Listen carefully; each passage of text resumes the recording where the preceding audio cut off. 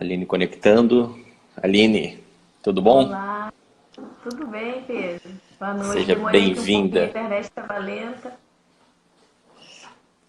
Normal, acontece. Bom, seja bem-vinda. Te agradecer aí pela disponibilidade para a gente bater esse papo hoje, conversar um pouquinho aí sobre o mercado, falar um pouquinho sobre a estética. Acho que vai ser um bate-papo bem proveitoso. Acho que tem muita gente que tem dúvida. Acho que muita gente questiona como professora desse mercado e também como Sim. conselho, né, à frente da comissão de Ah, estética do Conselho de Farmácia. Então, acho que a gente consegue esclarecer bastante dúvidas aí. Então, o objetivo é a gente ter esse bate-papo mesmo. Mas obrigado pela vamos tentar disponibilidade esclarecer. de agenda. Não, obrigada, eu que agradeço o convite e vamos tentar esclarecer um pouco das dúvidas. Eu recebo muita pergunta, né, pelo Instagram a respeito da profissão, a respeito das legislações aí, né, que regem a nossa profissão. Então, assim, é uma oportunidade para a gente estar esclarecendo aqui ao vivo, aproveitando esse contato aí para deixar os profissionais da saúde aí cada vez mais inteirados do assunto, né? Cada vez mais inteirados do assunto. Bom, vamos falar primeiro da legislação, né? Que rege a atuação do farmacêutico.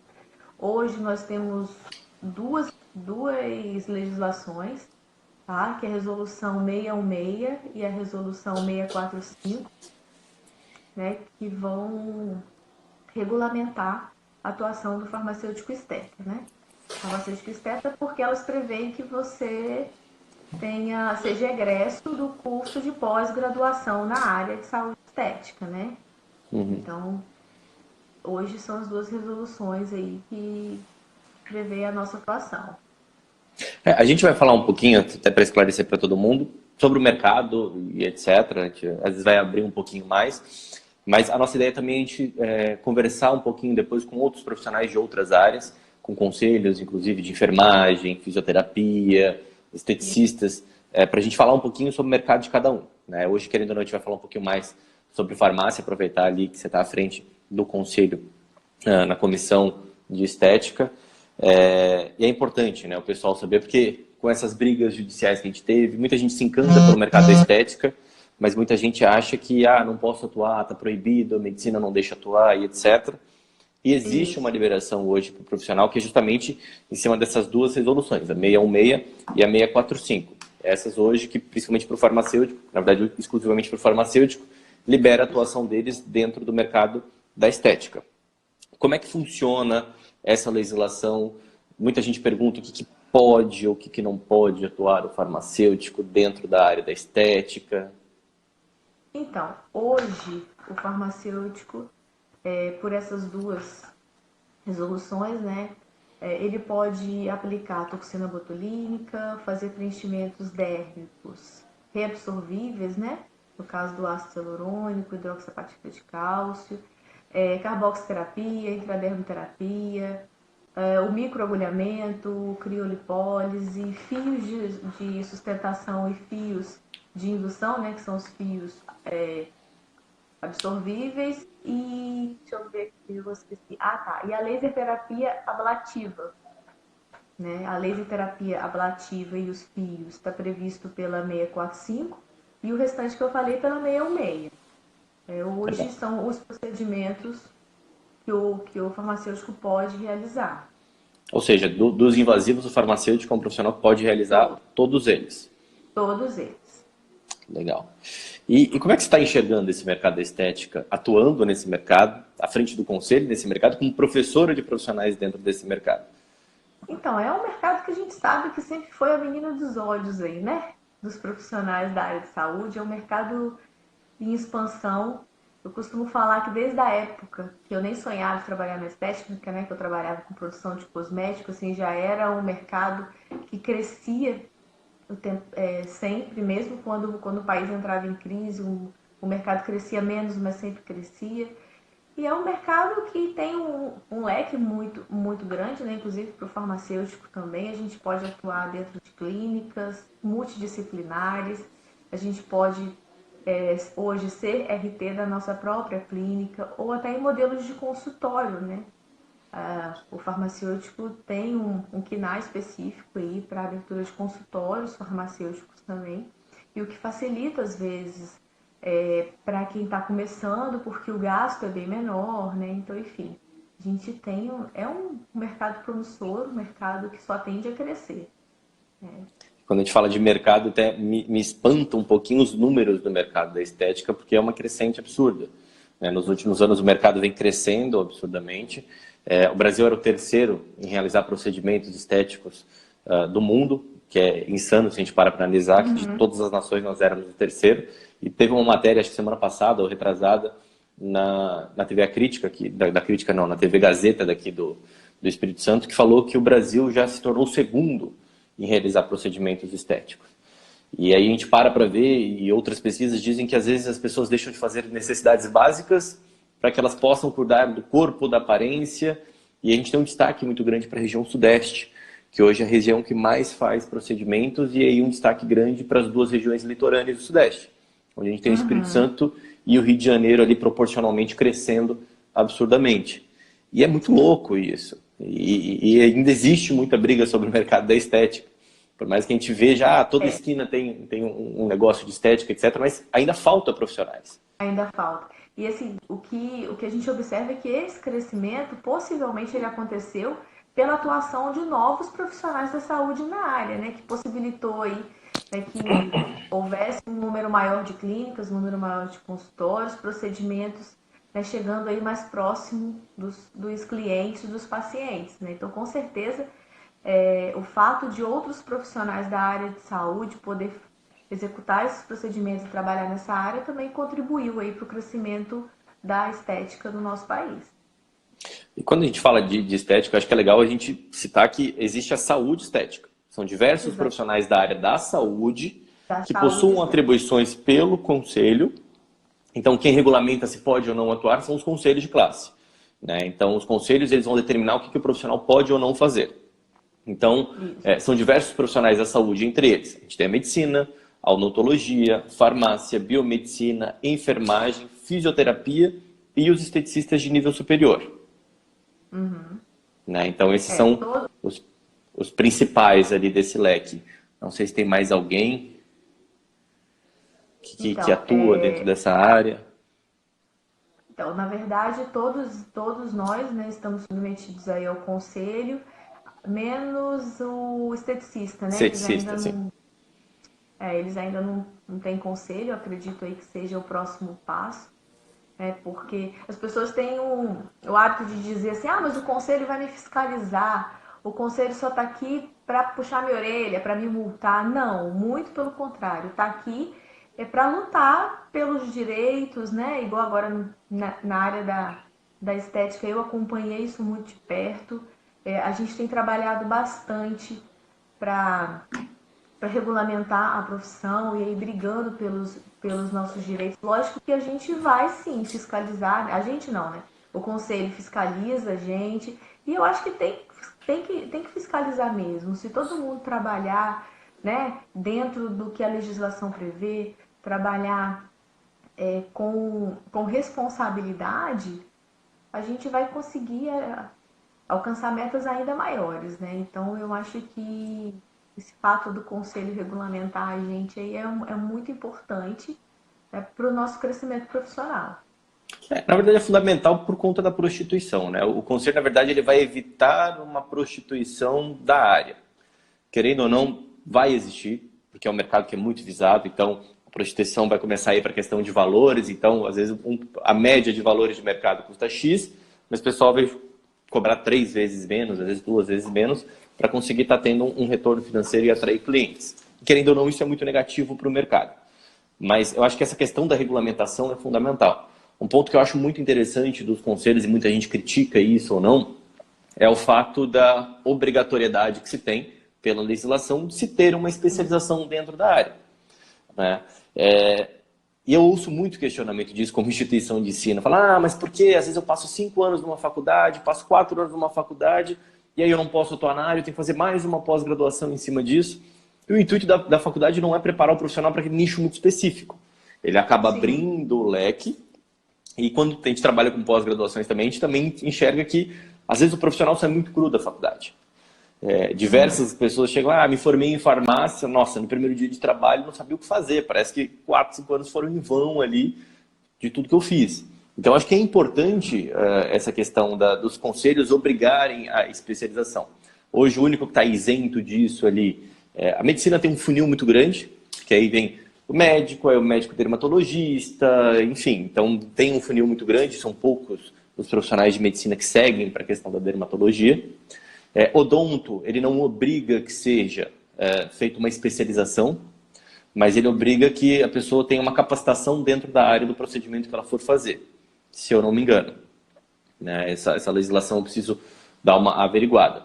Mas quando a gente fala de fisioterapia, de farmácia, enfermagem e biomedicina, elas de fato exigem que o profissional tenha uma especialização dentro da área da estética. Né? Os esteticistas de nível superior estão nessa briga ali de conquistar mais mercado. Hoje está muito solto sobre o técnico e o esteticista de nível superior, os dois acabam tendo a mesma atribuição ali. De fato, ano passado, acho que Michel Temer foi quem assinou a regulamentação da profissão do esteticista. Então, é obrigatório agora que eles montem um conselho de classe, etc. E provavelmente, para que eles tenham mais atribuições, seja exigido algum tipo de especialização. Sim, né? A biomedicina, segundo as últimas informações que eu tive, eles incluíram na grade curricular da graduação a estética. Né? Então, para aqueles profissionais que fizeram a biomedicina já com a grade nova, não é exigido a pós-graduação. Só que, como a gente falou, acaba formando profissionais também com um leque muito amplo, estudam de tudo, né? mas acabam não se aprofundando em nada. E é o que acontece com a farmácia. Né? O farmacêutico hoje, ele estuda 5 anos, né? Passa por várias áreas, tem um conhecimento muito amplo. Então, assim, é fundamental, isso independente se for na estética ou se for qualquer outra atuação, é fundamental que você busque uma pós-graduação. Mas o conselho não me exige. O conselho não exige, mas o mercado vai exigir. O mercado vai te cobrar uma especialização, vai te cobrar um conhecimento, né, daquela área. Eu escutei muito isso na farmácia clínica. Eu mesmo fiz pós de farmácia clínica antes de fazer a da estética. Antes não, junto até. Mas você está fazendo por quê? Ninguém vai te obrigar. Estou fazendo por conhecimento. Porque eu acho, né, que o mercado vai me exigir isso. É isso que as pessoas precisam entender. Mas então se ninguém me obriga, eu não faço. Não, então se obriga a ser melhor. Eu acho que é bem por aí. E assim, muita gente fala, mas já tem muita clínica de estética, já tem muita gente atuando no mercado da estética, vai entrar mais um no mercado da estética. Eu acho que a capacitação vem justamente para isso. Você vai começar a separar as pessoas por um nível, você começa a nivelar por alto. Né? Acho que isso é fundamental para qualquer mercado. Então, aquele profissional que de fato tiver uma capacidade maior, tiver um maior conhecimento, obviamente ele vai ter um destaque e acho que tudo isso é consequência. Né? O retorno financeiro, a agenda lotada vai ser uma consequência de um bom trabalho. Então, se você fizer um excelente trabalho, não importa o quanto que você cobre, vai ter alguém que vai pagar porque você faz um excelente trabalho, não importa quantas clínicas tenha na tua rua, no teu bairro, na tua cidade, no teu estado. Eu acho que é um mercado que precisa de diversos profissionais. Eu acho que... Isso aí, você falou de preço, né, de competitividade, eu como professora escuto muito essa pergunta, professor, o quanto eu cobro por esse procedimento? Primeira coisa que você tem que, né, que você precisa avaliar é o quanto vale a sua hora. Isso não está incluso só o seu gasto com a clínica, com funcionários, enfim, está com você, com o tempo que você vai gastar para fazer o procedimento, com o tempo que você se dedicou para estudar, né? Eu acho que o mais barato a gente já sabe, né, que o mais barato nunca é o melhor, né? E o paciente sabe disso também. Então, não se engane, eu vou cobrar mais barato, o paciente vai vir aqui. Não, não vai. Ele pode às vezes até ir por curiosidade, mas a gente sabe que nem sempre o barato atrai o cliente, né? O que atrai são os resultados. Uma coisa que eu sempre coloco, só abrir um parênteses, eu tô vendo que tem algumas pessoas colocando perguntas, eu estou acompanhando por um outro aparelho aqui, a live, e no final a gente vai estar respondendo todas as perguntas ali, os questionamentos que estão sendo feitos, então podem colocar tudo que vocês tiverem de pergunta que a gente vai respondendo, e depois a gente vai disponibilizar um resumo dessa live para todo mundo. Em relação a essa questão de preço, de fato, Se a gente parar para analisar até no nosso dia a dia, a gente não usa as coisas mais baratas. A gente busca aquilo que tem mais qualidade. Então a gente vai no supermercado, a gente vai escolher a marca de refrigerante X e ela não é a mais barata, mas ela é a melhor, é a que vai atender. Se a gente parar para analisar, sei lá, produto para lavar roupa, sabão de lavar roupa, todo mundo usa praticamente a mesma marca, que é a marca talvez mais cara, mas que de fato ela vai trazer um retorno. Então se a gente usa na nossa casa, no nosso dia, esse tipo de coisa, por que não, na hora que a gente for um profissional, a gente chegar no mercado e cobrar um preço justo pela nossa hora? Eu acho que vai numa questão de valorização. Ah, mas fulano de tal está cobrando, sei lá, custa R$ 300 o procedimento, fulano está cobrando 150. Quem está prostituindo é ele, quem não vai conseguir fechar as contas no final do mês é ele. Então, assim, é o valor que você está se dando quanto profissional. Obviamente, você não pode simplesmente fazer uma matemática e falar, eu mereço ganhar tanto. Não é bem assim que funciona o mercado. Mas também a gente não pode colocar qualquer preço ou se prostituir, porque acho que esse desespero não vai levar a lugar nenhum, não vai trazer cliente, não vai fidelizar cliente. Ele vai ver que você está sendo muito amador, não é verdade? Às vezes a gente prefere ir no mais caro porque o barato sai caro. Né? E às vezes tem pessoas que vão no mais caro sem nem saber a qualidade. Nem sempre o mais caro é o melhor também. Né?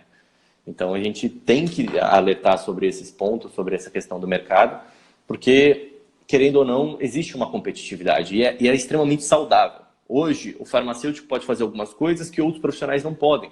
E existem áreas que o farmacêutico não pode atuar, que talvez o enfermeiro possa, o médico possa, o odonto possa. E isso é o legal do mercado. Então existe uma questão de parceria. E a gente precisa parar de enxergar a concorrência como algo ruim. A concorrência, ela mantém um nível alto. Se a gente estiver sentadinho, acomodado, a gente nunca vai buscar um algo a mais. A gente sempre vai estar fazendo a mesma coisa. Os protocolos não vão evoluir dentro da área da estética. E eu acho que isso é extremamente negativo para o mercado como um todo. E é negativo para quem está fazendo o procedimento. Eu vejo que tem muita mudança no mercado da estética. Todo dia surge um procedimento novo, um equipamento novo. Como é um mercado crescendo demais, é uma ciência que está em extrema evolução. Né? Então, se a gente parar para analisar 2 anos atrás, muita coisa que a gente fala hoje nem existia há 2 anos atrás. E hoje a gente não vive sem aquilo, é fundamental. E quando a gente fala, você nunca ouviu falar sobre isso, parece que você cometeu um crime por não conhecer o mercado. Eu sou totalmente perdido na estética. É um mercado em evolução, né? Eu falo assim, é um mercado em constante estudo, em constante evolução, né?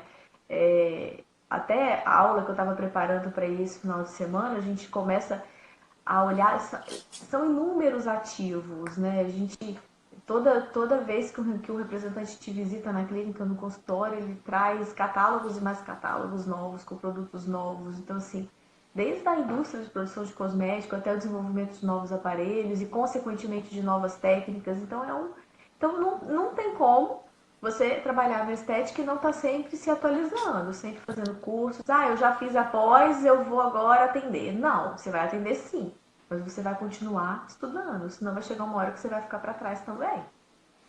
Né? E tem um desespero muito grande, às vezes, do profissional em relação a comecei após, eu entrei no mercado da estética, e aquela sede absurda por querer fazer tudo ao mesmo tempo, e às vezes isso é complicado. E eu vejo muita gente na estética com aquela paranoia prática.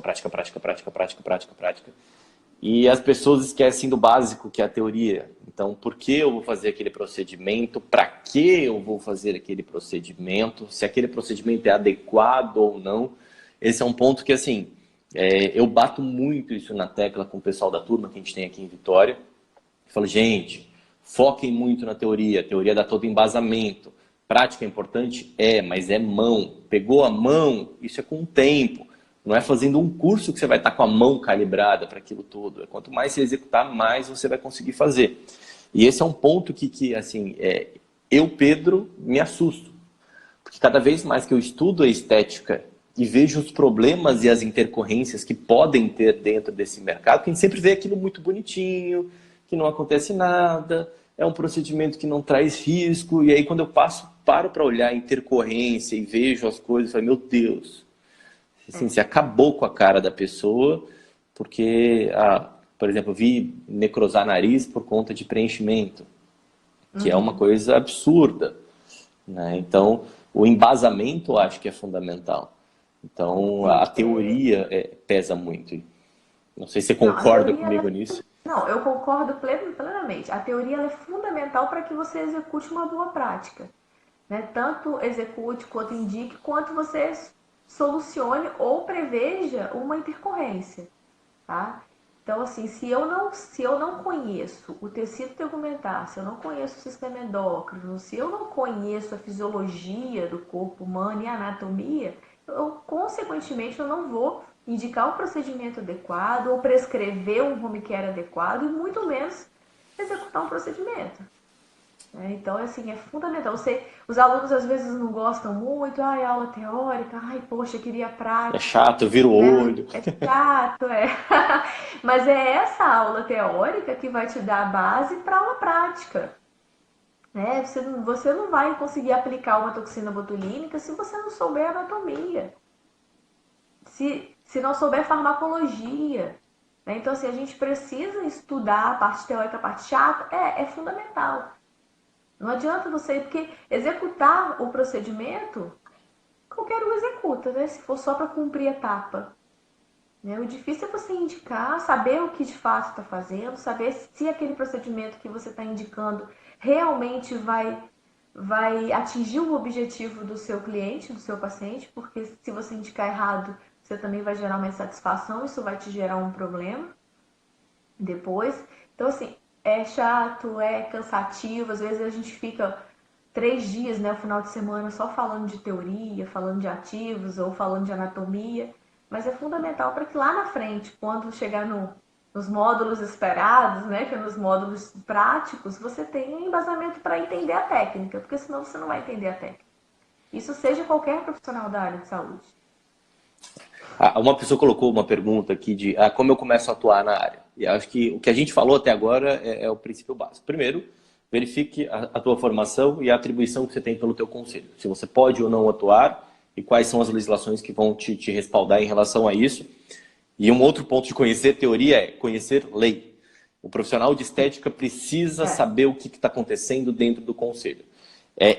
E sim, absurdo quando a gente para conversar com algumas pessoas, elas não fazem ideia do que elas podem ou não atuar. Não conhecem a legislação. Gente, conhecer a legislação é fundamental. É aquilo que vai te dar um respaldo se der qualquer tipo de problema, é aquilo que vai estar na tua retaguarda, é aquilo que você vai precisar da ajuda do teu conselho, que está ali na função, às vezes fiscalizando e etc., mas também está brigando pela legislação. Então, se não sabe, busque a informação. Tem no site do Conselho Regional, do Conselho Federal. Então, primeiro ponto, saber se você pode ou não atuar, né? A legislação que vai te respaldar em relação a isso, conhecer a fundo e acompanhar, não é simplesmente ler uma vez e falar, eu sei, fiz o resuminho, porque é uma área que está em constante mudança. Hoje você pode uma coisa, amanhã pode não estar fazendo a mesma coisa. Segundo ponto, se especializar. Hoje a maioria dos conselhos exige uma especialização e por mais que não exija uma especialização, faça uma capacitação dentro da área. Hoje a gente tem esteticistas no nosso curso de saúde estética que tecnicamente não precisariam estar ali se especializando, mas é fundamental porque é um conhecimento. Então, se eles querem se posicionar no mercado com uma galera que está mais tempo no mercado, eles precisam ter uma bagagem, um currículo, um conhecimento técnico para aquilo, né? E aí, acho que o outro ponto que é fundamental para começar a atuar é conhecer muito bem a teoria. Saber aquilo que você vai fazer, o porquê que você vai fazer, antes de você começar de fato a fazer, né? Uma coisa que eu falo muito para o pessoal é que a área da saúde também tem que ter planejamento, tem que ter estratégia. Não é simplesmente montar uma salinha, comprar uma maca e falar, agora virei uma clínica de estética. Eu acho que não é bem por aí que funcionam as coisas, né? Então, esse conhecimento de gestão, de definir, entender que aquilo é uma empresa. E aí você vai precisar gerar receita, você vai ter custo, você vai precisar montar um planejamento, saber o que você pode ou não fazer como empresa. Então, acho que isso tudo é muito fundamental, né? E aí, só fechando esse ponto da teoria, eu tinha lido uma matéria há um tempo atrás que 78% dos problemas que se tem com intercorrência não é pela intercorrência em si, mas pelo desespero e falta de preparo do profissional que aplicou aquilo. Então, como o profissional não está bem embasado, não está com conhecimento muito sólido em relação àquilo, deu qualquer tipo de problema, ele se desespera. E a partir do momento que esse desespero passa para o paciente, acho que isso deve ser um horror na hora, porque o paciente vai começar a ficar louco, aí você vai começar a deixar ele preocupado, isso vai virar assim um auê enorme, vai chamar a imprensa, vai acontecer de tudo, não sei se já acompanhou algum caso aqui no Espírito Santo desse tipo. Isso não gera só um desespero no paciente, mas como no profissional também.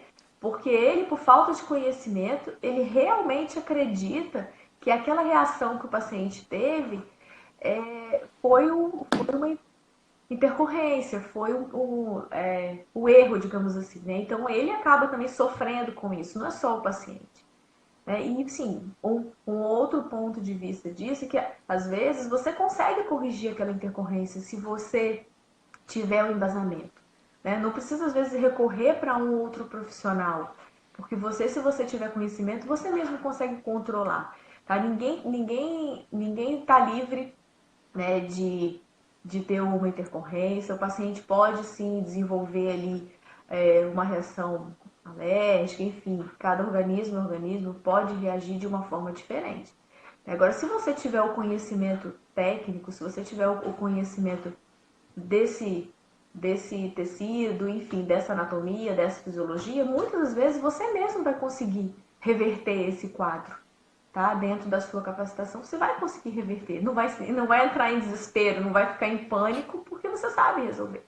E é isso que faz diferença, por isso da teoria. Pegando o gancho que você falou aí da questão da legislação, né, dos cursos de pós, quando atuar, uma coisa que é muito importante, até um ponto que o Conselho Regional aqui do Espírito Santo e alguns outros conselhos regionais de farmácia estão aí em contato com o federal para alterar, leiam a legislação, pontuem os procedimentos que naquela data vocês podem executar e busquem um curso de pós-graduação que ofereça isso na ementa. Tá? A gente tem visto isso não é esporádico, a gente tem visto isso em grande número, de alguns profissionais vão lá, fazem a matrícula no curso de pós-graduação e começam a estudar sem sequer olhar a ementa. Eu não sei nem o que eu vou estudar, eu não sei nem o que o curso vai me oferecer. Aí eles estudam lá um ano e meio, investe um dinheiro, um tempo, e aí no final do curso descobre que ele não vai ver o módulo de invasivo, por exemplo. Né? E aí como que esse profissional vai vir para o mercado de trabalho se ele não teve um módulo essencial? Tá? Então, assim, se hoje eu posso executar os procedimentos de preenchimento, de fio, de botox, né, de toxina botulínica, então vamos olhar na ementa, o curso que eu pretendo fazer me oferece isso? Ah, não, então busque um outro curso, porque aquele curso não é indicado para você. Algumas instituições, não sei se por falta de conhecimento também, colocam lá público-alvo. Aí coloca farmacêuticos, biomédicos, fisioterapeutas, e você vai lá e faz a inscrição. E aí no meio do caminho você descobre que não era indicado para você, que o público-alvo aí, né, não vai te atender, né, que o curso não vai te atender. E a gente tem visto isso na prática, no conselho, tá? Porque os profissionais chegam lá com ementas que realmente não vão. Ah, mas na resolução só fala de saúde estética. E realmente, a legislação só fala de saúde estética, tá? Então, assim, eu quanto comissão, eu digo que assim, é uma briga que eu tô comprando mesmo, para que a gente faça um anexo, bote um adendo nessa resolução e que obrigue os farmacêuticos, tá, que façam um curso de saúde estética que tenham em sua ementa todos os procedimentos que a legislação prevê, porque isso é fundamental para uma boa atuação. Um Ou erro seja, de um colega farmacêutico é um erro de uma classe inteira, não é o erro do colega farmacêutico. Né? Então isso preocupa a gente quanto profissional. Pode falar. ou seja, o profissional ele vai para o mercado, decidiu, vou entrar na estética. Primeiro ponto, só pode atuar depois que ele fizer a pós-graduação, porque é o que é previsto em legislação. Tá. Fiz a legislação, fiz a especialização, chego no meu conselho, o conselho tem que reconhecer aquela especialização para ele te dar aquela classe. Digamos assim, não sei como é que vocês chamam ali dentro. A habilitação. Ou seja, para eu me tornar um farmacêutico esteta, eu preciso ter uma especialização dentro da área da saúde estética. enfermeiro, biomédico, todos têm a mesma padrão, digamos assim, de resolução, segue a mesma risca. Só que essa legislação, essa especialização tem que estar de acordo com a atribuição prevista dentro da legislação do conselho. Ou seja, hoje o farmacêutico pode fazer tudo que remete a invasivos. Então, obrigatoriamente, dentro da ementa dele, tem que ter os invasivos. Se não tiver, não é reconhecido. Como é que está funcionando esse processo? Então, eu queria que também, se você citasse a questão do EAD. Porque a legislação ela pede que seja um curso de especialização com no mínimo 100 horas de prática. Se eu não me engano, é isso que pede a legislação. Olha só, com relação ao conselho liberar ou não essa habilitação, a resolução ela prevê saúde estética, ela prevê após, tá? Ela ainda não prevê que exista na sua ementa todos esses procedimentos. Então, assim, a gente acaba que o jurídico libera, a gente leva para o jurídico e o jurídico libera, mas é uma coisa que tende a mudar, tá? É uma coisa que tende a mudar, até por segurança do próprio profissional. Ou seja, a movimentação do Conselho Regional e Federal é para que coloque especificamente... E isso está mudando não é porque a gente quer exigir algo a mais, não. É porque a gente quer realmente que o profissional se capacite. Aquilo que a gente falou no início da live. Infelizmente, a gente precisa cobrar para que alguns busquem, né? Eu acho que isso deveria ser uma preocupação inicial. Poxa, se eu posso fazer toxina botulínica, se eu posso aplicar uma toxina botulínica, eu vou verificar se no curso que eu vou fazer eu vou aprender isso. Mas não, muitos simplesmente entram no curso e não se preocupam com isso. Tá? Então, assim, hoje conseguem habilitação, tá? A gente tenta, mas o jurídico, infelizmente, ainda libera, mas isso é questão de tempo. Mas é uma questão de tempo para ser alterada e aí o pessoal corre o risco de não conseguir terminar a pós-graduação a tempo dessa mudança, né? Então, quem terminar por agora tá ótimo. Mas se mudar, o bicho vai pegar. Então, é uma atuação nova do farmacêutico, a legislação, a primeira foi em 2013, então, assim, a gente está em constante evolução, algumas coisas vão mudar sim, aí eu acho que vão mudar para melhor, tá? Então, é essencial que eles se preocupem com isso. Ah, eu vou fazer aquela ali que é mais barata, tá? Mas pode ser que mais tarde você precise fazer outra porque escolheu errado, né? E assim, aquilo que a gente falou, poxa, já que você vai perder o seu final de semana, né, que você vai estudar, escolhe uma pós que vai te dar respaldo para isso, que vai te dar um conhecimento, tá? E a questão do EAD. O MEC, ele prevê os cursos de pós-graduação EAD, tá? Eu não concordo porque como é que você vai aprender um procedimento como o fio, por exemplo, ou preenchimento por vídeo, né? Como é que fica isso? As aulas até de microagulhamento, enfim, qualquer procedimento, mesmo que não seja minimamente invasivo, mas qualquer outro procedimento, como é que você vai aprender de fato assistindo isso por um vídeo, sabe? Assim, realmente eu acho complicado. Eu acho que a gente volta a repetir aí, ó, a questão do profissional tá buscando o mais fácil, tá? E nem sempre o mais fácil vai te dar o conhecimento para você chegar onde você almeja. Então, assim, eu não recomendo mesmo.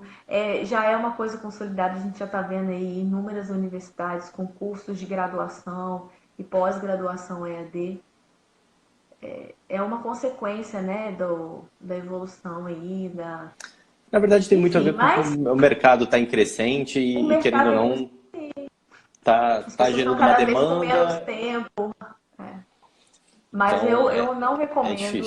Eu não recomendo porque eu, quanto profissional, eu fiz curso de pós-graduação também, então assim, a gente vive os dois lados, né? E não é a mesma coisa, não tem como você fazer um curso EAD e achar que você vai ter o mesmo conteúdo do colega que fez o 100% presencial. Tá? Lembrando que assim, é a área da saúde, né? Você está lidando com a saúde de outras pessoas. Você está lidando com outro ser humano. No caso da estética, você está lidando com a autoestima, com a beleza, às vezes com uma reconstrução da pessoa, porque a pessoa às vezes deve chegar na clínica sem autoestima nenhuma, uma depressão às vezes, e a estética pode ser uma chavinha que vai virar ali na vida daquela pessoa. E se isso for por negativo, você corre um risco enorme, né, para aquela pessoa psicologicamente, fora toda a questão jurídica, legal e etc., que engloba nisso. E existe uma movimentação de diversos conselhos da área da saúde contra a questão do EAD, né? Porque, querendo ou não, você está lidando com a vida de outra pessoa. É complicado, a gente sempre ouve muito questionamento, por que não é EAD e etc. E eu acho que a experiência do profissional conta demais. É o que eu costumo dizer, que na prática a teoria é outra, né? Então existe o protocolo lindo, maravilhoso, bonitinho, mas e aí, como é que é no dia a dia? E acho que só quem vai poder passar é aquele professor, por exemplo, no teu caso, você ministra aulas, mas você está todo dia fazendo atendimento. Você trabalha com isso, né? Então, é fundamental. Não, e o próprio momento da aula prática. Quantas vezes a gente ali na prática com pacientes modelos, um protocolo que parece que a gente repetiu ali 3, 4 pacientes, às vezes no quarto, no quinto paciente ele reagiu de uma forma diferente, aquela pele reagiu de uma forma diferente, e aí a gente precisou intervir, né, utilizar um outro produto, utilizar um outro procedimento ali, né, para reverter. Então, assim, é isso que vai fazer diferença lá na frente, né? É esse contato com o paciente, é essa... A própria anamnese que a gente faz em aula. Mas a anamnese é só preencher esse papel aqui, eu vou copiar, vou colocar no meu notebook, vou perguntar para o meu paciente. Não, aí é na hora que você senta, né, na prática, na sala de aula para treinar, que você começa a fazer, que você vai ver que aquela anamnese de 2 páginas vira 3, vira 4, né, que as coisas não são bem do jeito que a gente vê na teoria. E é por isso que eu sou contra. Na Não verdade, eu descobri concordo. que a anamnese é tipo a raiz da estética. Sem uma boa Na anamnese, o verdade, risco que você corre é enorme. na verdade, a anamnese é a raiz de qualquer atendimento na área da saúde. Se você não conversa, se você não ouve, eu acho que escutar, né? Se você não escuta o paciente, você não... Eu falo que você anda num terreno que você não conhece, né? Então, assim, a gente precisa escutar o paciente. Às vezes o paciente né, vem aí de um processo depressivo, a gente encontra pacientes que têm outros problemas físicos, né? Tem algumas patologias aí associadas, que se você não perguntar, ele não vai te falar, porque ele não julga importante. Né? Então, enfim, a anamnese é fundamental. Né? E a gente só aprende isso na prática.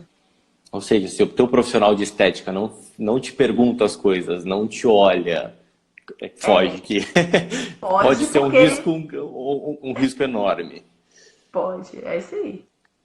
E acho que Tá? só um gancho que você colocou muito bem, e é muito legal isso da movimentação do conselho por exigir que aquilo que seja atribuição do profissional esteja na especialização, mas aí cabe um outro gancho que toda vez me perguntam isso. Pedro, a pós-graduação, eu sou fisioterapeuta, eu sou esteticista de nível superior, a pós-graduação, se eu fizer, que tiver invasivos, eu posso atuar na área? Eu acho que cabe a gente colocar que não. O que entra é o que o conselho determina. Então, se farmácia, enfermagem, qualquer outro conselho coloca lá o que você pode atuar, ótimo, aquilo que você pode atuar. O que vier a mais na pós-graduação é o famoso lucro. É importante para você conhecer, porque se você montar uma clínica, eu sou esteticista, mas eu montei uma clínica, mas eu quero que a minha clínica tenha botox, por exemplo. Aí eu chamo um farmacêutico, chamo um profissional que faça um invasivo, mas eu, quanto dono da clínica, tenho uma responsabilidade legal por aquele paciente também. Então, eu preciso entender daquele procedimento, por mais que eu não possa atuar. Né? Então, aquilo que está a mais não pode, mas não pode faltar. Né? Então, da tua atribuição, você não pode perder nada, o que vier a mais é o famoso lucro. Você está aprendendo algo a mais. Sim, Correto? é conhecimento, correto, é conhecimento, né? E assim, a gente também precisa indicar.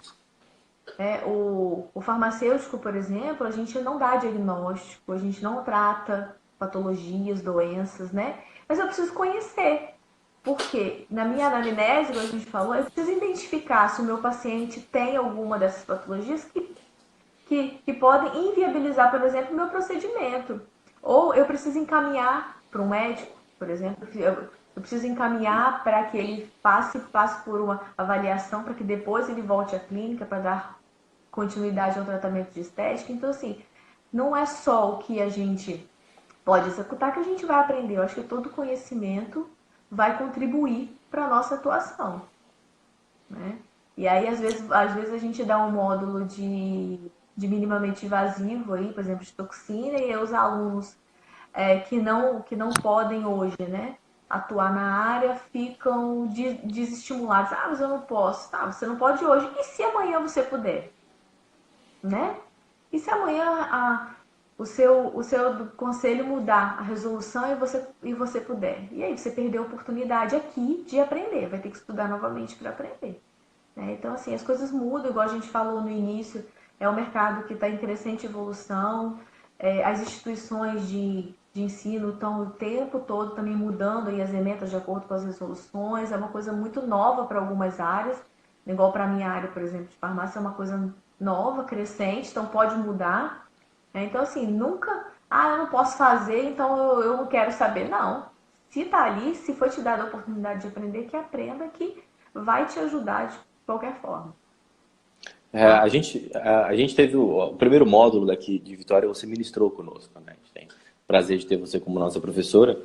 E a gente teve uma situação parecida com isso dentro de sala de aula, né? A gente teve um pessoal de enfermagem que hoje não tem uma questão bem clara da prescrição, mas parece que existe ali um viés de prescrição para eles. É, E aí você estava comentando sobre a questão de prescrição, mas isso é muito da área da farmácia, etc. E aí caiu justamente nisso que você falou, né? De tipo assim, gente, mas alguns meses atrás a gente também não podia, né? Então, aprendam. Então, se não é da tua área, acho que é ali que você tem que cada vez mais se dedicar. Você tem que estudar mais sobre isso. Eu acho que você deve vivenciar isso o tempo todo. essa questão da prescrição até de enfermagem, né? Eu vou citar aqui, por exemplo, eu entrei em contato por telefone até com a presidente do Corém, aqui do Espírito Santo, e ela me disse que a resolução prevê sim a prescrição de enfermagem. Ela me passou até uma resolução, mas que também não é muito específica, né? É uma resolução muito ampla, mas ela me passou que sim, que prevê a prescrição do enfermeiro. Então, assim, é uma questão de conhecimento, né? É uma questão de querer saber, de querer conhecer. Né? E não é porque eu não posso prescrever um ativo X e que eu não tenho que saber. Até porque se meu paciente estiver tomando ele, eu vou precisar saber para que ele serve, né? E se ele pode interferir no meu procedimento. Isso é fundamental. É Tá? entender que a área da estética são vários profissionais, por exemplo, e cada um no seu quadrado. Por exemplo, você falou, ó, você como farmacêutico, você não pode atuar numa questão de patologia de uma pessoa, de doença da pessoa, num tratamento específico para isso, é mais no fim estético mesmo, porque isso é uma área que cabe à medicina, né? Mas você precisa ter o conhecimento para reconhecer aquilo e falar, opa, olha, nesse teu caso, eu te aconselho a procurar um dermatologista. Então, por mais que não seja a tua área, Ah, você precisa conhecer sobre questões da medicina para que você consiga encaminhar para a medicina. Não significa que você vá atuar na medicina. exatamente. E a gente vê que isso funciona muito bem nas clínicas multidisciplinares, por exemplo. Né?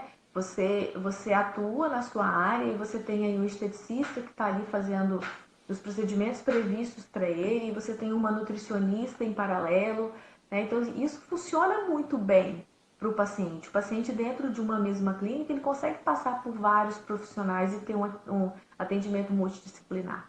E como é que você vai encaminhar para o seu colega ali na clínica ou receber aquele paciente do colega se você não sabe das outras áreas, se você não conhece, né, as outras áreas? Eu não posso prescrever dieta. Não, não posso. É um papel do nutricionista.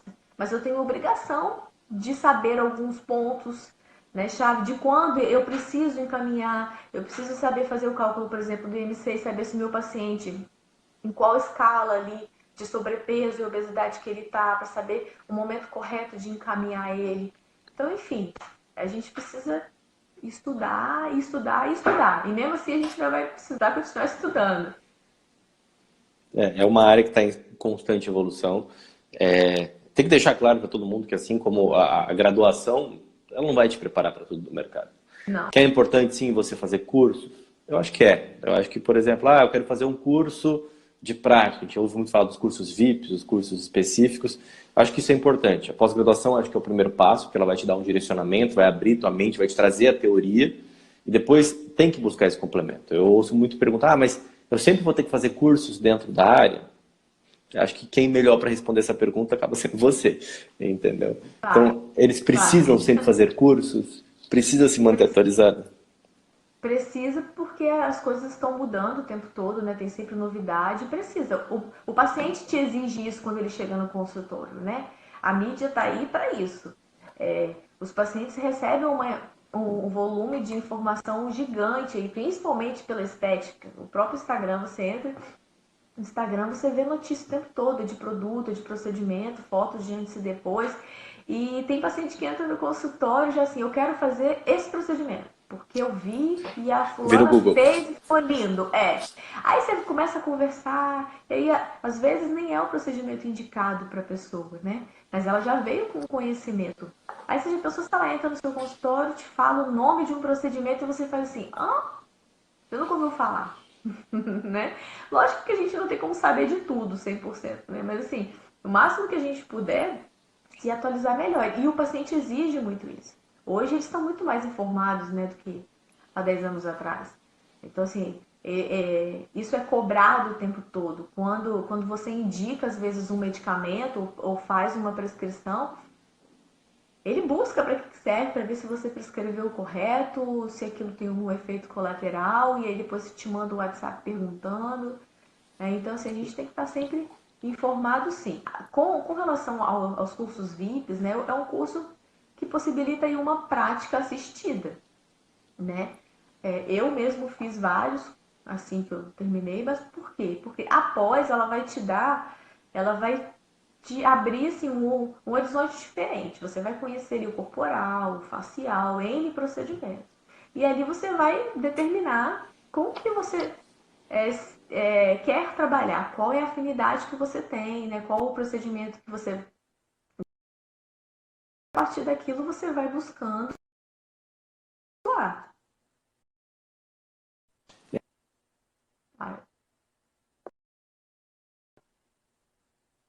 Acho que travou eu.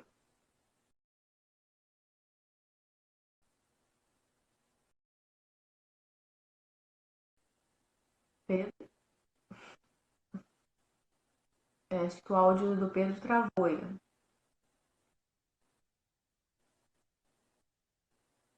Você ficou pausado. Eu não. Mas agora você está me Agora tô. ouvindo? Você foi segundos. Travei. Provavelmente com a pior É, cara que existe, aquela cara bem torta. você ficou meio Mas travado aí.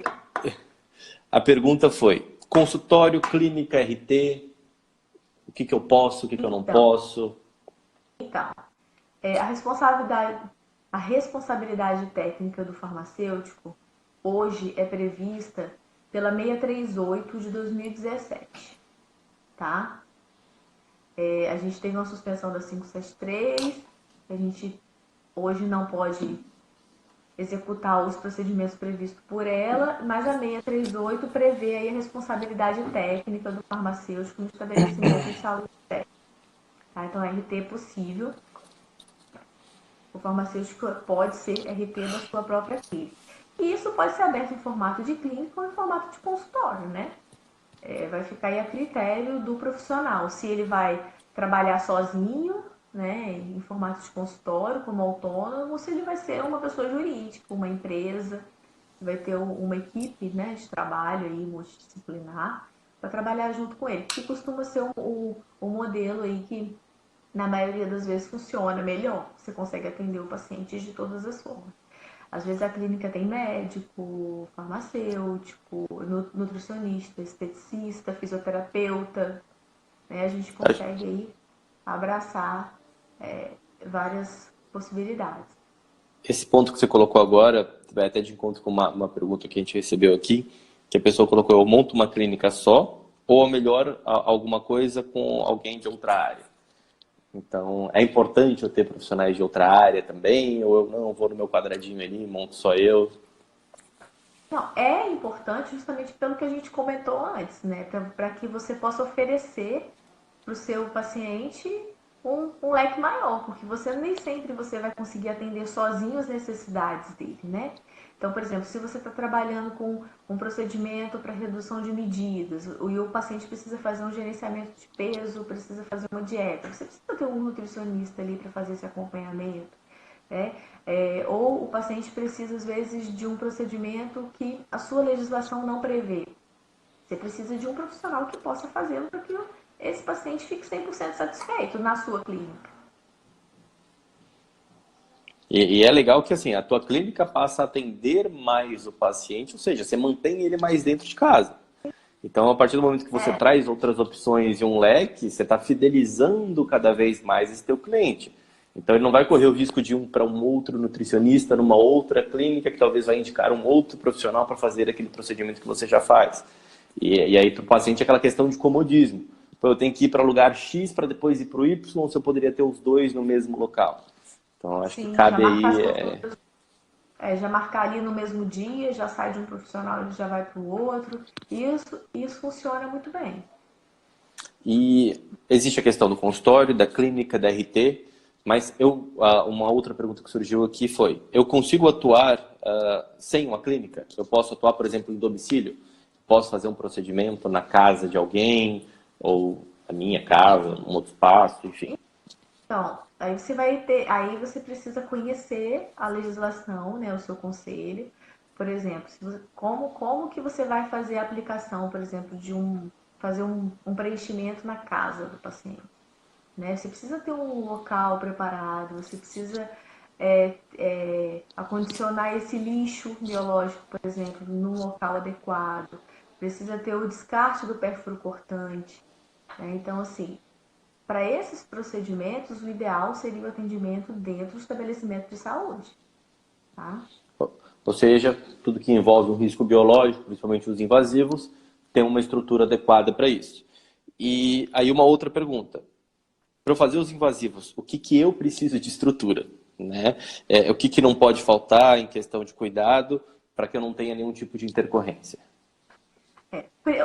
O primeiro passo aí é abrir minha clínica, eu tenho o meu CNPJ, você vai dar entrada na prefeitura para o alvará de funcionamento. Posteriormente, o alvará da vigilância sanitária.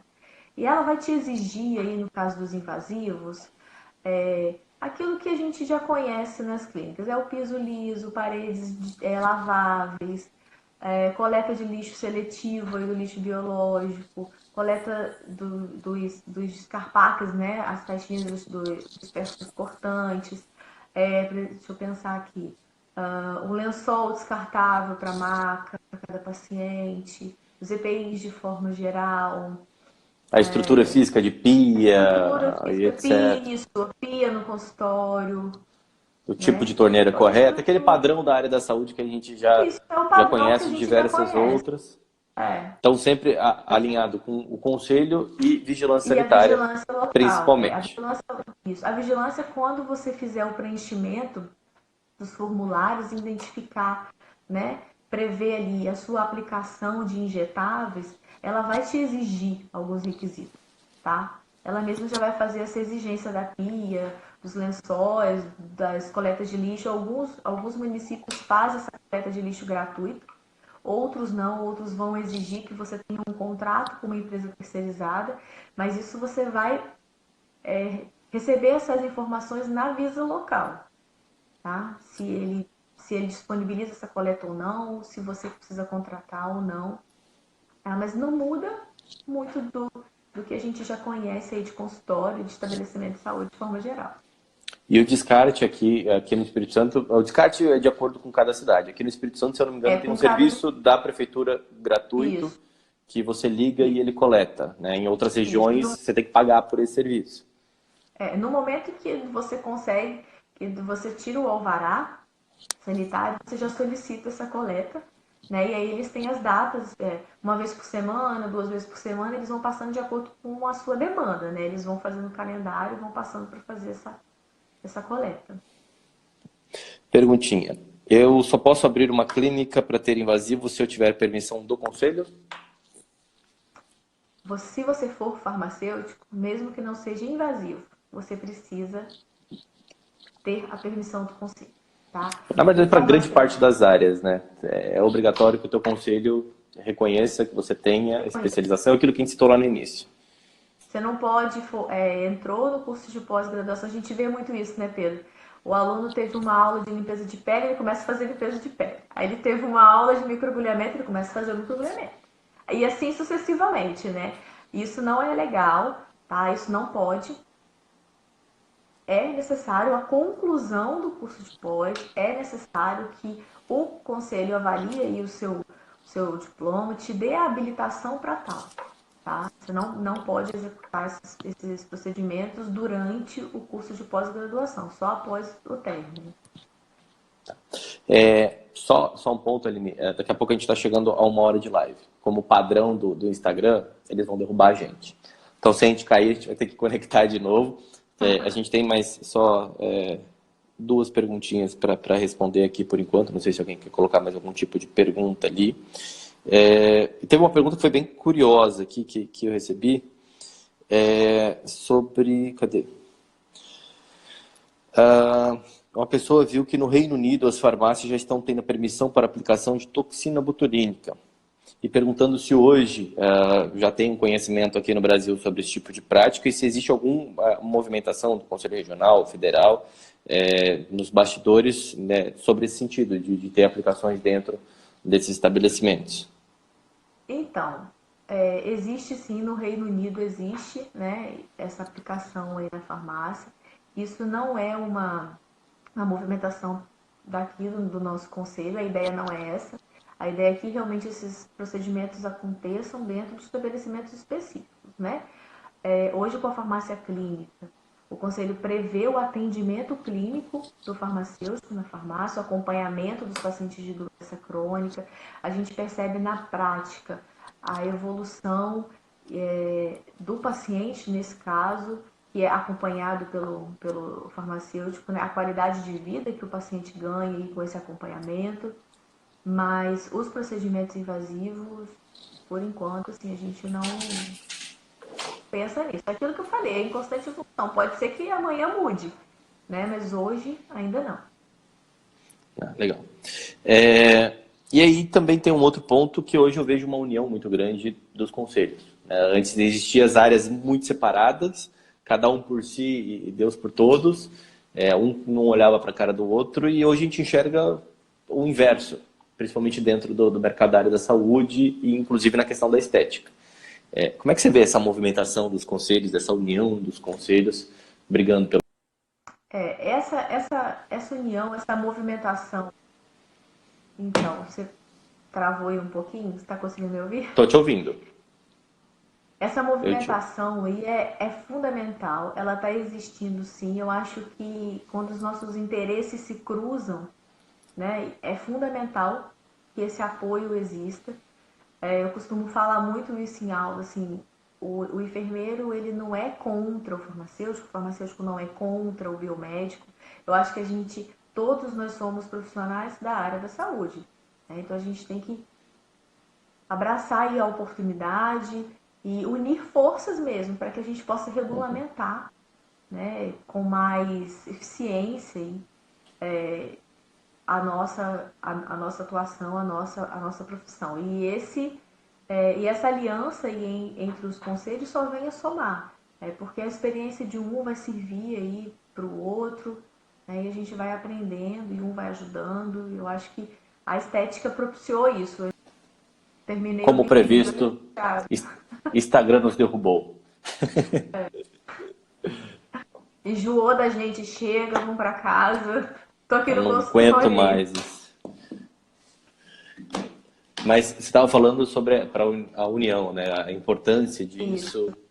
É muito importante não só a união entre os conselhos, mas entre os profissionais da área também, né? Para que a gente possa usar aí os erros de um como aprendizados dos outros, que a gente possa unir forças aí nessa luta aí pelo espaço da estética. Eu acho que isso é fundamental. É o respeito acima de tudo, né? É respeitar o que o outro pode fazer, a área do outro. E é muito legal essa movimentação. Se todos os conselhos fizessem isso, acho que a gente teria áreas mais claras, menos brigas infantis, porque a gente acaba tendo brigas infantis de classe. Mas está entrando no meu mercado, é a questão do respeito, né? Então, se tem um mercado, querendo ou não, existem áreas que mais de uma pessoa vai poder atuar. E isso faz parte. E se mais de uma pessoa pode atuar, significa que tem muita demanda para aquela área e que Aham. precisam de pessoas, né? E eu acho muito legal esse movimento. Eu vi que até você colocou há uns dias atrás no Instagram a questão de você visitando o Corém. Então, mostra que essa proximidade está acontecendo não só a nível nacional, mas também aqui, por exemplo, no Espírito Santo, a gente está tendo essa movimentação. Uhum. Isso, a gente está se unindo e discutindo a atuação, né? Tentando entender um pouco também sobre a atuação um do outro. Ficam, às vezes, lacunas, né? Informações desencontradas. Assim, é uma forma da gente também esclarecer alguns pontos, se oferecer ali como apoio, como os outros conselhos. Uma estética em todas as áreas. Porque às vezes a dor de um é a mesma dor do outro. E às vezes, por exemplo, a gente vê uma farmácia mais atuante dentro do mercado da estética e outras áreas entrando. Querendo ou não, a farmácia já vem por conta dos ativos, dos cosméticos, então ela sempre esteve muito ligada na área antes mesmo desse boom que a gente teve de procedimentos. Sim. E tem muita área nova nesses procedimentos. A gente vê os biomédicos entrando nisso, que era um pessoal muito mais de análise, um pessoal muito mais laboratório, e eles vindo com uma força bem interessante ali para o mercado da estética. Aham. E a dor de um é a dor de outro, né? Então, essa troca de experiências, para que você vai errar fazendo uma coisa se você já teve alguém que pode, não, faz isso não, vem por aqui, caminha melhor. É isso aí. Aham. É isso aí, é bem por aí. É a gente dá o braço, né? Eu faço um dá o braço, vamos seguir o caminho junto, e um respeitando o espaço do outro, né? E, enfim, é fundamental. Tem Bom, mais perguntas? não, acho que a gente conseguiu esclarecer tudo. Não sei se tem alguma pergunta de última hora, mas acho que ficou bem claro em relação à questão, principalmente para o farmacêutico, que a gente, o objetivo que a gente está abordando hoje, a legislação, a atuação. A gente falou um pouquinho sobre a escolha do curso, no que aquilo vai direcionar melhor para ele ou não. A gente falou sobre os cursos livres, ah, as exigências que os conselhos provavelmente venham a fazer dentro desses cursos. A gente falou sobre a questão de consultório, de clínica, de RT, que é uma grande dúvida. Respondemos algumas perguntas. Acho que a gente englobou tudo. Uma coisa que acho que a gente não falou aqui, a gente falou muito assim do conselho cobrar, do conselho exigir, né? E uma coisa que eu acho muito importante, eu como profissional, assim, eu acho muito, muito importante a nossa cobrança ao conselho também, tá? Aqueles profissionais que estão achando, o conselho não está fazendo nada, vamos cobrar. Às vezes ele tá e você não sabe, ele vai te explicar. Ou se ele realmente não estiver, ele vai entender a sua necessidade e vai começar a buscar aquilo para te atender, né? Então vamos buscar, liga para lá, fala assim, olha, eu gostaria de falar com o representante da minha área, isso independente de ser da estética ou não. Queria falar com alguém que possa me responder alguma dúvida sobre a área X e pergunta, olha, eu tô com essa situação, como é que eu faço?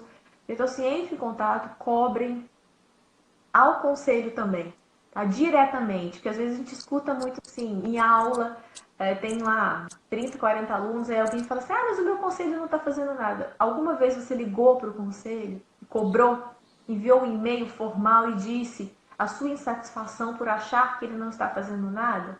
Então faça isso, cobre-o também. Cobre-o como profissional, cobre a instituição também, né? E aqui a gente falou muito que a instituição cobra, que a instituição, né, exige, e a gente tem que fazer a nossa parte também, exigir que eles façam por nós, né? E também saber se eles estão fazendo, porque às vezes a gente está achando que eles não estão fazendo nada, eles estão fazendo. Então, assim, esse contato é muito importante. O conselho de Acho que farmácia, por exemplo, se você ligar para o conselho de farmácia, ou se você entrar no site, na área da estética, por exemplo, tem um e-mail específico. Eu mesmo respondo esse e-mail. Não vou dizer que eu consigo responder todo dia, mas eu respondo o e-mail. Às vezes, quando passa uns dias, assim, eu acabo ficando tarefado, respondo as meninas do conselho me avisam, Aline, tem e-mail para responder, eu vou lá e respondo. Então, assim, é um canal mais rápido. Hoje, com as redes sociais, entra em contato, tô falando de mim agora, no meu caso, pode deixar recado no Instagram. Para o federal para que eles possam brigar por você. E a gente vê muito disso de, teve um Foi de semana intercorrência. passada. Isso, Foi de semana intercorrências? passada foi. Semana passada nós fizemos um de intercorrência. O tema foi um tema que eu falo assim, a gente, né, a comissão toda escolheu esse tema, assim, não foi ao acaso, foi um tema que é uma preocupação do conselho, né? Então, se a gente trouxe isso como com embasamento, foi um profissional capacitado, um farmacêutico, né, que trouxe não só a parte teórica ali do procedimento, mas o que fazer quando aquela intercorrência acontece, trouxe também como evitar essas intercorrências e tivemos em seguida o assessor jurídico, o Dr. Tiago, né, que aí veio falando assim da parte Legal. jurídica, legal da coisa, o que acontece com você se aquela intercorrência acontecer, de que forma se respaldar para uma possível intercorrência. Então, assim, foi um Capacifarma que eu tenho certeza. Eu não tive a oportunidade de assistir porque eu estava dando aula, mas eu fiquei, sabe, porque era um tema assim que, na minha opinião, é um dos temas mais importantes que existe, porque eu acho que antes da gente iniciar um procedimento, a gente tem que pensar assim, nas possíveis intercorrências, no que fazer se acontecer, né? Pensar no lado ruim aí. E foi Aí um essa capacitama legal, os farmacêuticos elogiaram lotou, eu bastante, vi. ficou cheio, deu uma movimentação boa.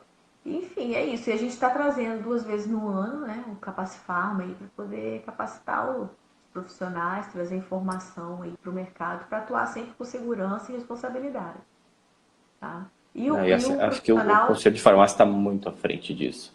Quando então, vocês mas fizeram essa questão, os profissionais das outras áreas podem, podem exigir isso também. Ah, o meu conselho não tem comissão da estética. Então vai lá e fala, eu quero ser comissão, né? Eu quero fazer parte, deixa eu ajudar. A comissão não ganha nada, a gente só trabalha. A gente ganha é trabalho, reclamação. experiência, ou reclamação, né? E assim, mas a gente faz de coração, a gente faz para agregar valor à profissão, né? Eu falo assim, cada Capacifarma que a gente discute, que a gente elabora os temas, a gente elabora pensando em quem vai assistir. Não pensa, né? A gente pensa assim, eu penso assim, o que eu gostaria de assistir, o que é importante para a classe como um todo, né? E assim, eu acho que todos os profissionais, mas o de enfermagem, esses dias uma aluna falou comigo, mas a gente não tem comissão. Poxa, vai lá e se oferece. Posso trabalhar por você, eu tenho certeza que você vai ser bem recebido, né? Porque quem está ali como presidente, vice-presidente, quer o crescimento, da sua profissão. E se você estiver ali para ajudar, você vai ser bem recebido. Então vamos lá, vamos correr atrás, vamos parar de reclamar, vamos tentar ajudar um pouquinho, né? E E entender que a briga do sempre. profissional é a briga do conselho, né? Por exemplo, vocês abordaram a intercorrência. Eu acho que o conselho deve querer fugir de casos de intercorrência dentro da área. Sim, Então todo não é mundo só a quer dor fugir, do né? profissional. Então é Não. fundamental. Eu acho que caber justamente essa cobrança, pedir para que aconteça, porque é uma dor do conselho. Então o conselho tendo profissionais mais preparados que vai evitar dar dor de cabeça, é melhor. Então, por exemplo, imagina se com essas atitudes, obviamente é muito difícil acontecer, mas se, não acabem, mas sim reduzam a quantidade de intercorrências, por exemplo, dentro da farmácia. Por que vocês não vão poder Uhum. brigar por aquela área, provar para outras áreas que, olha aí, ó, o farmacêutico não está cometendo nenhum tipo de erro, de intercorrência. Hoje a gente tem os menores números, então, contra fatos não há argumentos. Eu acho que essa é uma iniciativa muito legal. E assim, a intercorrência, o problema de um profissional é o problema de uma classe inteira. Né? Eu falo que assim, a gente sente também, a gente sofre também. E não só do farmacêutico. Semana passada eu vi até eu acho que foi essa que você citou no início, né? Passou na mídia a intercorrência, aconteceu, acho que foi a atuação de um dentista. Lógico que a gente também sofre com aquilo, a gente sabe que o profissional, naquele momento que estava executando o procedimento, deu o máximo de si. Jamais ele gostaria que aquilo acontecesse, né? Então, assim, aí a gente vai lá e alguns apontam o dedo, tá vendo? Errou. Não faça isso.